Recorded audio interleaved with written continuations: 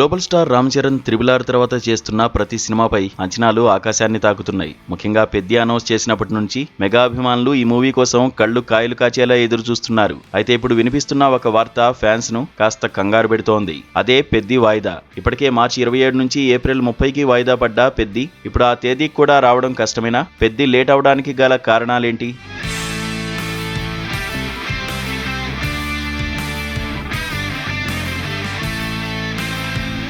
దాదాపు ఏడాదిన్నర కాలంగా శ్రమిస్తున్న ఈ చిత్రం షూటింగ్ ముగింపు దశకు చేరుకుంది. రీసెంట్ గా వచ్చిన అఫీషియల్ అప్డేట్స్ తో ఫ్యాన్స్ ఫుల్ ఖుషి అయ్యారు. కానీ లోపల జరుగుతున్న వ్యవహారం చూస్తుంటే సినిమా అనుకున్న సమయానికి రావడం కష్టమనే సంకేతాలు అందుతున్నాయి. ఇంకా 2 కీలకమైన పాటల చిత్రీకరణ పెండింగ్ లో ఉండడంతో పాటు భారీ ఎత్తున ప్లాన్ చేసిన పోస్ట్ ప్రొడక్షన్ పనులకు ఇంకా సమయం పట్టేలా ఉంది.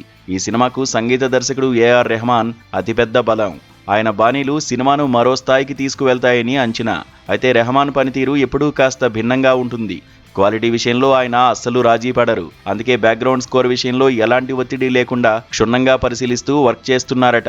ఆయన నుంచి బెస్ట్ అవుట్పుట్ రావాలంటే మేకర్స్ కూడా సమయం ఇవ్వక తప్పని పరిస్థితి నెలకొంది.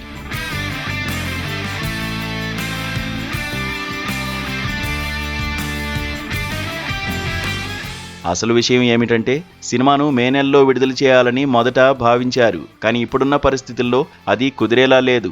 జూన్ నెలకు సినిమాను పోస్ట్పోన్ చేసే ఆలోచనలో ఉన్నట్లు సమాచారం. నిజానికి టాలీవుడ్లో సమ్మర్ అనేది అత్యంత లాభదాయకమైన సీజన్. అటువంటి పెద్ద అవకాశాన్ని వదులుకుని స్కూళ్లు, కాలేజీలు మళ్లీ ప్రారంభమయ్యే జూన్ నెలలో రావడం అంటే అది మామూలు రిస్క్ కాదు. ఇది చిత్ర యూనిట్ చేస్తున్న ఒక సాహసమనే చెప్పాలి.